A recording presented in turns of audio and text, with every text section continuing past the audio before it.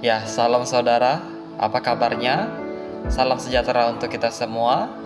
Baik, pada hari ini saya akan membawa kita untuk belajar dan merenungkan dari kebenaran firman Tuhan yang terdapat dalam kitab Matius pasal 5 ayat yang ke-38 sampai ayat yang ke-39.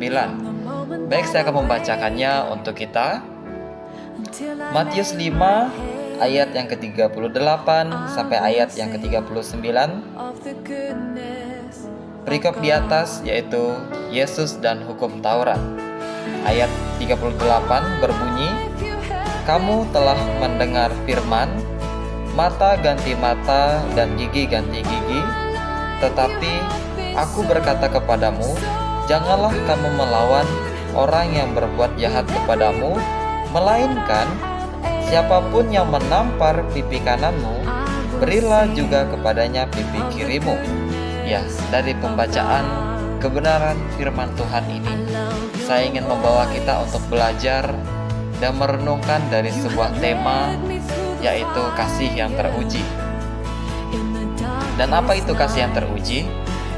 Kasih yang teruji adalah ketika kasih kita diperhadapkan oleh sebuah masalah, pencobaan, kebencian, dan keamarahan yang disebabkan oleh orang-orang yang ada di sekeliling kita, entah itu dari saudara kita, teman dekat kita, maupun keluarga kita, yang dimana kita harus mengasihi mereka walaupun mereka berbuat jahat kepada kita, karena kita tahu bahwa kasih yang diberikan oleh Tuhan kepada kita bukanlah kasih yang tidak murni, melainkan kasih yang murni, sempurna, dan tulus.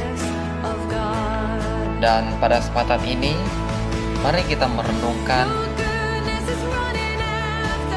dalam kehidupan kita, apakah kita sudah benar-benar menguji kasih yang diberikan Tuhan kepada kita?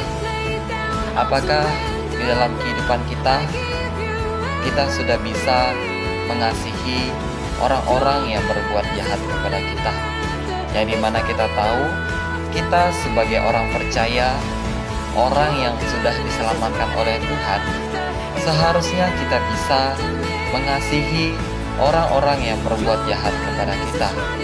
Untuk itu pada hari ini saya akan membawa kita untuk belajar bagaimana cara untuk mengasihi orang-orang yang berbuat jahat kepada kita. Baik, cara untuk mengasihi orang-orang yang berbuat jahat kepada kita itu ada 4 poin.